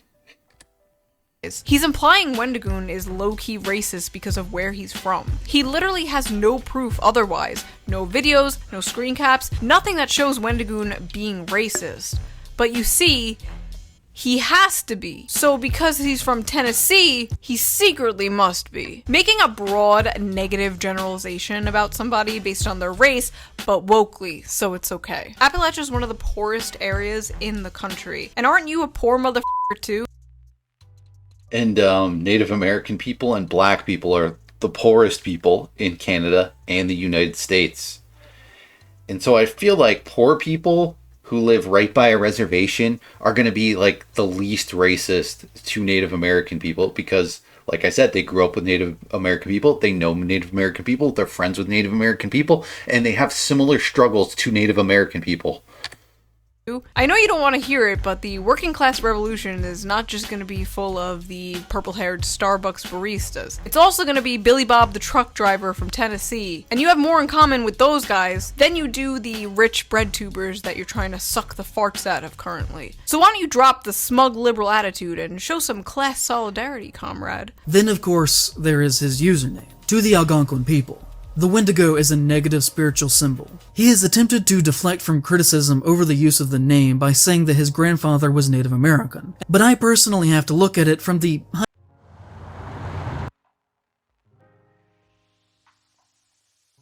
I'm gonna wait till he finishes this point till I say anything. hypothetical perspective, where, say I had a black or mixed grandfather in this situation, and black people were telling me that I was doing something that was racist or offensive to them. I would then listen to what they were saying instead of claiming that I had the right to do it because I had some melanin in me. Especially if I were more or less raised within a primarily white cultural area like the Appalachian Mountains are. And also on top of that, just, frequently associated myself with white supremacists. You haven't demonstrated that anyone he's associated himself with is white supremacist. His association with these people is very loose. Very loose. You haven't demonstrated that the area that Wendigoon lives in is like super white. In fact, him living by a reservation demonstrates that it's not. His grandfather being Native American probably means that one of his parents, is like half Native American, most likely, and grew up like this. Being Native American, right? There's also like, you could try to break it down based off of the percentage of which a Native American person is, right? Like the joke is, oh, I'm 1/16 Cherokee or whatever. Who cares? Right? Like, Native people don't care. There are white people. There are people who are 1/16 who live on a reservation. Do you think Native American people are like, screw you, you're not one of us? No, not at all. Like, holy crap, I wouldn't do that to somebody. And no Native American people that I know would do that, right? Because it's more about a cultural thing, right? Have you gone to Native American ceremonies? Have you participated in the culture? Even if you maybe haven't, maybe you could be a Native American person living in Africa, living anywhere in the world, and maybe you just haven't even had those opportunities. But say your household, say the people you grew up with, the people that you know, like your parents, for example, is what I mean, is they have, right? Like, if I grew up, say me and my immediate family, we grew up on a different continent. We grew up in Europe. Well, guess what? My parents have still participated in Native American stuff their whole life. It's been around them their whole life. They grew up same area that I'm in now, right by reservations. They know, would still have been directly involved in and adjacent to, like constantly surrounded by like Native culture. So that culture would have still had so much to do with my upbringing if for some reason I wasn't around other Native American people. Like, it's so insane, this like the ideas that this guy is trying to push. And first of all, I'll say anyone of any race can say Wendigo. No one cares. No one cares, right? I've heard Native American people say it. I've heard non-Native American people say it. Maybe don't say it directly face to face to... I feel like I know some Algonquin people. Let's go back to the old...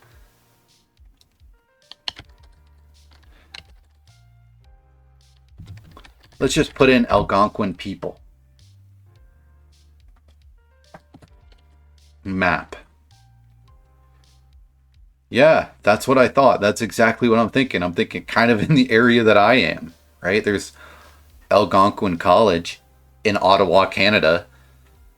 But let's use this Wikipedia map, right? I don't even know where Tennessee would be on this map, but like the Algonquin people are like kind of near like Ontario.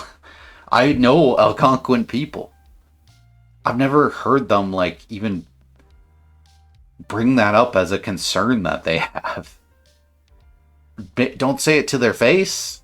I don't know what context Wendigoon would even be interacting with the Algonquin people, right? The Native Americans that he would run into are probably like Navajo or Cherokee, right?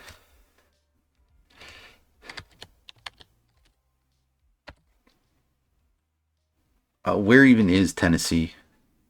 All right, looks like Navajo are kind of New Mexico, Arizona, Colorado. I think the old Cherokee people are kind of more to the, I don't know, man. I don't know where Tennessee is. Let's see what this map says. Make yourself bigger, map. Why do they always do this? Tennessee. Oh, right here. That's where Tennessee is. So, yeah. Right by... It could be a Cherokee reservation. Who knows? There's tons of reservations around. I know that there's like the huge Cherokee reservation. I think it's the biggest reservation of all of them. Again, he's nowhere near the Algonquin people. And like the Wendigo is like a like there's been multiple movies made about it. I'll just put Wendigo movie, but it's like a snowy area monster, right? 2001 movie, 2022. Maybe there's only been there's way more than that. Those are probably like the only big ones that show up on Google right away. Especially horror films. So I don't know. He doesn't even mention that there's like Wendigo horror films. Isn't this guy a horror content creator? No one cares. Like, you know, and like think of all the TV shows that have had it. I'm sure Supernatural has had a Wendigo. It's fine. It's fine. I'm telling you, Wendigoon, as a Native American person, you can say Wendigo. And your name is different than it anyway. Saying Wendigo, it's probably not even the proper pronunciation anyway, most likely. It's a cool monster. That's another thing about like being from the perspective of a Native American person. I want people to think that our stuff is cool. Our monsters, there's tons of other monsters in Native American lore. Tons of them that people have never even heard of. And they're really cool. People finding Native American stuff cool is good. It's a good thing. Even if it's like a monster. Because honestly, a lot of Native American stuff is cool. It's not a problem that people find it's cool and want to relate to it. Even if... Right? So, Wendigoon. So let's say his grandfather is entirely Native American.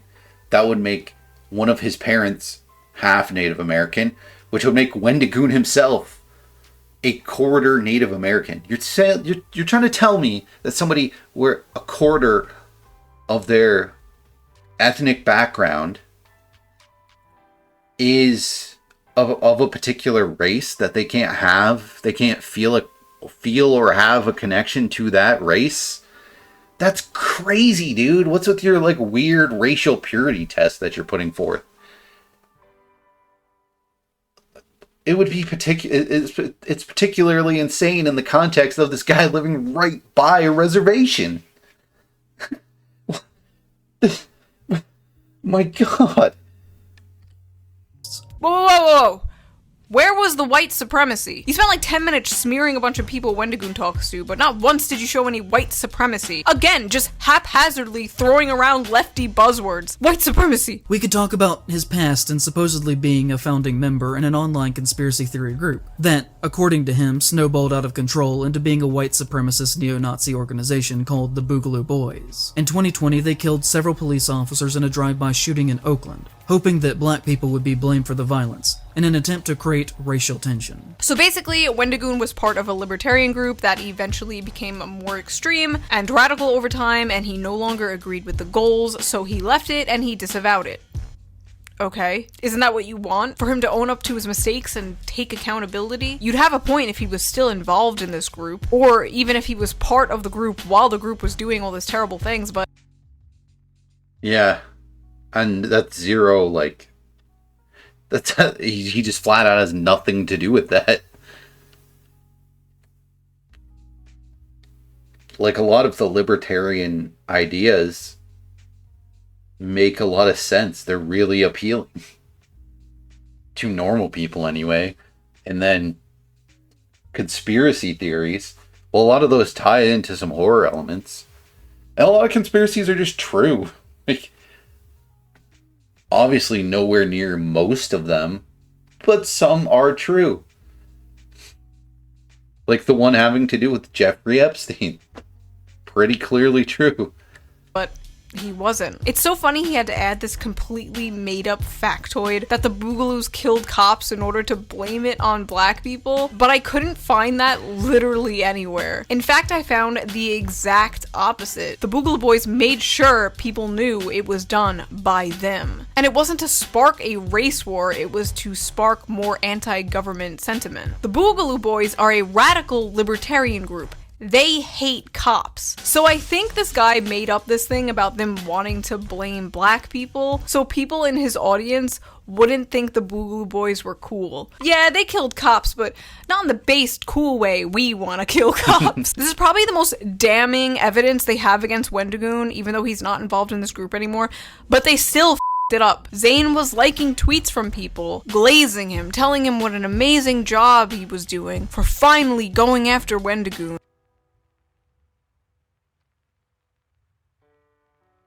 I mean, why do people have such a... I don't even get it. Why they would like want him to go after Wendigoon. Probably just because he's Christian. Weird. Our glorious Reddit white knight, basking in the attention and glory of finally slaying the bad vibes dragon. All while Wendigoon left a nice comment on the guy's video, telling people not to be mean to this guy. Well, that sign won't stop me, because I can't read. One comment I found on this guy's video was like, loving the Wendigoon fanboy is trying to deny that he's conservative. He'll get away with it, because he's popular though. He'll get away with it. Get away with what? The crime of being popular online while not agreeing with you politically? Is that what this expose is about? Wendigoon exposed, not a communist. Nobody gives a So what if he's a conservative? Is that a problem? Which the answer to that is yes. But the reason that I So you just hate all conservatives. That's like just bizarre, just insanely bizarre. Like I was saying earlier, most people, even people who identify with like a political side, which I think is pretty like weird, honestly, personally, no side represents me like anywhere close. I've only voted once, and I probably won't vote again. But even like your typical conservative isn't going to be like a far right conservative. And to just hate all of them, weird, real weird. Really just shows this guy lives a sad, pathetic existence, and is like, his separate reality is just very sad and pathetic and full of hate. I care is because this does not belong in horror or anywhere. I care deeply about horror, and everything that he does has demonstrated so far in his career that he should not be welcomed in our spaces, or even, just in public in general. What? Okay. First of Yeah, it really goes off the rails there. This guy, like I said, like I've demonstrated in this video, this guy is a Nazi. He thinks that Wendigoon, which the only thing that he's demonstrated is that the guy was once in a libertarian group that he disavowed as that group got radicalized. He might be slightly conservative as he is a Sunday school teacher. And yeah, so really just because Wendigoon is a Sunday school teacher, he shouldn't be allowed in society. And what that has to do with horror, I have no idea. And to frame it as such, like the entirety of horror, you're talking about like the biggest genre in film. and something that's like a somewhat decent portion of the, like, say, television series and books, definitely books. I'd say definitely, it's definitely like the majority of, not the majority, but like the largest genre of films would be horror, and one of the largest genres of books, and probably like a mid-tier, lower, unless you count like, I guess there's like true crime shows, but you know, probably like, again, like mid to low tier in the percentage of like television shows are horror based. It's not like a common thing for a series to be horror. But then you have like he should have said like online, like YouTube horror content. Well, like the entirety of the genre of horror is so vast. It was a guy being a Sunday school teacher, even if Wendigoon did associate with white supremacists and Nazis, which he doesn't. He hasn't demonstrated that at all. Like,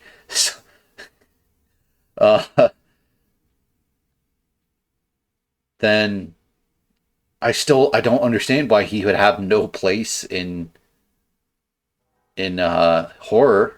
Like, what are you talking about? Like, what in the hell are you talking about? I don't get that.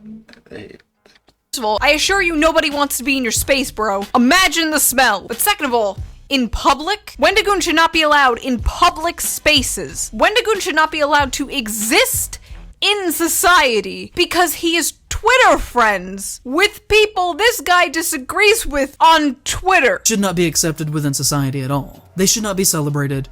They should be treated for what they are. Because remember, kids, when somebody shows you who they are, believe them. Well, you've told us you're a lying, manipulative hack, and I believe you. But Wendigoon's actions, words, and even comments he left on your video tell us he's a good person. You're so lost in the sauce, you don't even realize all you did to the average viewer was make this guy seem like a kind person who learns and grows from his mistakes. These flimsy accusations and guilt by associations may work for the NPCs in your audience who already hated Wendigoon based on vibes, but you need to bring more to the table than unsourced Reddit comments. If you're trying to convince the average person who isn't terminally online that this guy deserves to be ostracized from society. The fact is, most people have friends they don't politically agree with. Most people make edgy jokes. Many people are into guns. Many support the police. And most enjoy when pedophiles die. These things you listed as like crimes Wendigoon's friends have done in order to smear Wendigoon do not make them fascists or Nazis. They make them normal people. Yeah, that's not to this guy though. Like, it's, you can't convince this guy or anyone like him of reality. You can say that Wendigoon's a normal guy, and he so obviously is, but you gotta also remember this guy doesn't exist in reality. So he doesn't even begin to understand what a normal guy is. He can't see a normal guy. He doesn't understand the concept. There's only the righteous, for lack of a better term, social justice warrior himself, this like white knight hero of the people. Then there's like the lowly, the like things, the ideas that he simps for. And then there's like these Nazis. There's like, it's bizarre. It's basically he exists as this white knight, him and a few others. They exist as this like force of white knights that elevates these like minorities who should exist as a hive mind, but some don't because of white supremacy that's deeply ingrained inside of them, that he needs to champion for. And they're on like one side, and everyone else is just like hardcore Nazis. There are no normal people. There's only the Council of White Knights, the dumb minorities beneath them, and then everyone else is a Nazi. That's how he sees the world. That's how he sees people. There are no normal people. You have to, no matter who you are in his world, you have to hate somebody. You have to. It's either you're on this like Nazi side that hates everyone that isn't them, or you're on this like white knight lefty cult that you have to hate everyone else. There is no in between, right? I've said this recently. I see this rhetoric a lot actually, where it's like, you can't be in the middle. You have to choose a side. There is no being in the middle. Centrism doesn't exist. And I'm like, can you please stop telling Native American people that they can't be centrists? Like, it's really hard for us, especially in Canada, where the parties, the two main parties, have both done things against our people, right? Like, please, no one in Canada, no one ever tell a Canadian Native American that they should be voting Liberal. The Liberal Party has done horrible things to our people. So, like, being a centrist, like, makes a lot of sense for Native American people. It really does. Stop telling people that, like, there can't be a center. Because most people exist in that center.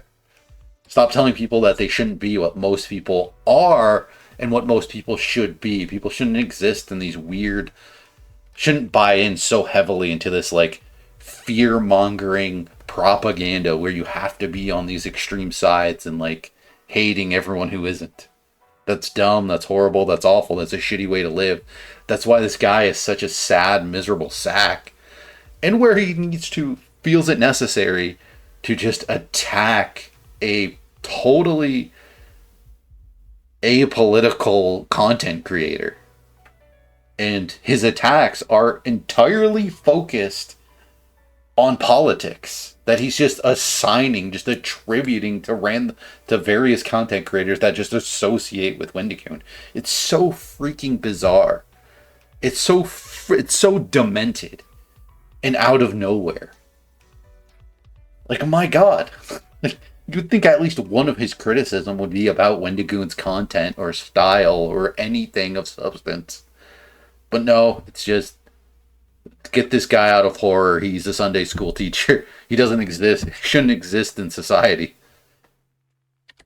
At the end of the day, this was just a witch hunt against a normal guy. But to these people, that is the enemy. The normal guy. They can dress it up however they want, but at the end of the day, that's what this video was. An attack on normal guys. And it's always been a war on normal guys. But hey, I'm glad you deleted the video. Hopefully you learned from this, but according to your Discord messages, you haven't. Anyway, that was that video. I just really wanted to stick up for someone who absolutely did not deserve all the hate. Thank you again to everyone who donates to me on Patreon. You help so much.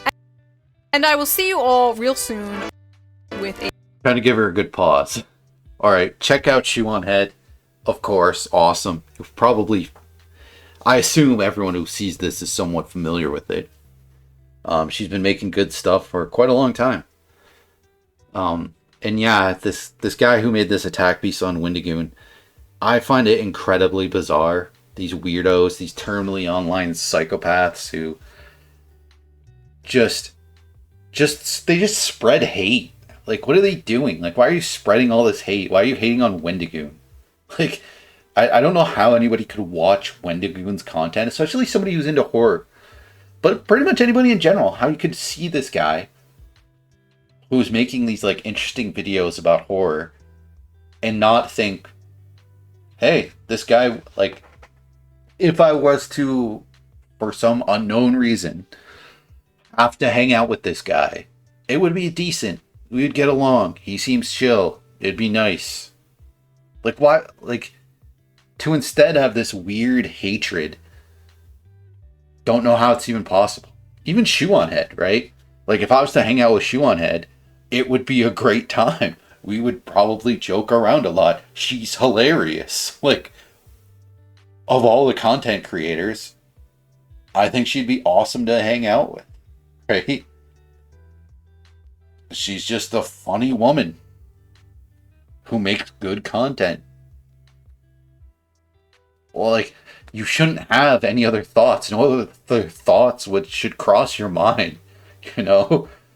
I would just make fun of her. Like, I would just chirp her, and I would call her Boxy because she looks like Boxy. That's it. Like, to have any other kind of thoughts, for hatred to cross your mind when you see a content creator, even ShoeOnHead. Like, even if for some reason I was like a left winger, if I wasn't a centrist, or like a right winger, because she's a left winger, I wouldn't be like, oh, I hate her politics. I just hate her. I just hate her. Awful person. Why would that cross your mind? I don't get that at all. Right? Like, she seems nice and funny. So it's like, that's just a nice, funny person. Right? Like, even Hassan. I don't think I would agree with him on very much if we were to talk politics. I wouldn't talk politics. I've seen the guy have fun with other content creators. He seems like a fun dude. I don't hate the guy. He would probably be fun to hang out with. I don't know. You know what I mean? It's like, but these like terminally online psychos like Vosh or this dude who like want to paint everyone as a Nazi and be like, they just seem like they'd be so unpleasant. And I've even watched Vosh like be on people's podcasts, like the Drunken Peasants podcast, where like he's joking around and stuff, but he always kind of can't help himself but lean to calling somebody a Nazi. Like, he just seems like he would be a party pooper. Like, he like genuinely has a creepy vibe to him, where it's like he's got like, I mean, he's probably autistic or something, but he's just like has this weird intensity that he can't escape. Of like, I imagine Vosh's dreams at night involve just everyone being a Nazi. Like, he's just escaping the Nazis, and that's like what he dreams about every single night. Is that him in modern society, that everyone is just a Nazi marching around and he has to escape them. They're coming after him. That's like the world that he exists in. And that would be annoying to deal with. That would be unpleasant. If the guy wasn't like that, he would probably be like a fun dude. But he's full of this like weird hatred that seems to be stemmed from this insane idea that everyone's secretly a Nazi and that like he needs to expose it, and it makes him just an awful person and a big huge bigot. You know what I mean? And that's kind of ignoring the like horse stuff, the lolly stuff. Obviously the guy's like a massive creep, and you know, I wouldn't hang out with him. But, you know, if it wasn't for that, maybe in some like alternate universe, he could be a normal dude. You know? I digress. So that's the video. Definitely check out ShoeOnHead's channel. Again, like I said, she's a left-leaning person. She always has been. She's been around for so long. Like, look at her videos. This is what she was saying about just do a quick, just search their channel, search their content, see what they're about. Female loneliness, AI girlfriends, Twitch thoughts, lady ballers, male versus female, are women okay? Men deserve to be lonely? The men loneliness. Like, she talks a lot about like modern dating kind of stuff. I watched Sound of Freedom. And it says right wing movie, anti-woke. Like, you could say that's a little political, but it's also like super goofy. Like, she talks about Barbie, about how Barbie is specifically not woke because Barbie chooses to become a woman. spoiler alert for Barbie, but about how like the idea of being like a mother is a nice idea, like a kind of traditional family life is nice, and not this like, childless, self-centered lifestyle that she was leading. Right? And she makes a fair point in that. In Sound of Freedom, if you see Sound of Freedom and you see that as like political at all, you're a lunatic. You're actually a total pervert, honestly. If you think that it's a right-wing thing to be anti the files of Plato, let's call it, you're weird. You're a psycho. Like, you're an absolute psycho. Because especially if you're like especially if you're a left-wing person, because then you're kind of saying that your side, if the right-wing side is specifically anti-child abuse, then your side is pro-child abuse. The side that, like, it's so demented. You should just automatically be on the side of trafficking is bad, especially with kids. It's bad. It shouldn't be a thing to even talk about. There isn't like sides to choose. But yeah, roasting men's living space. This is mostly just comedy stuff. This is like all comedy stuff. Crazy. She's been around for like 9 years. All comedy. Right? Not all. Like, some of it's a little political, right? But she always has approached it from a total comedy perspective. Making jokes about it. Roasting both sides. Being a normal person. Subscribe to ShoeOnHead. She's almost at 2 million. Fantastic. She always makes good videos. Whatever. Peace out.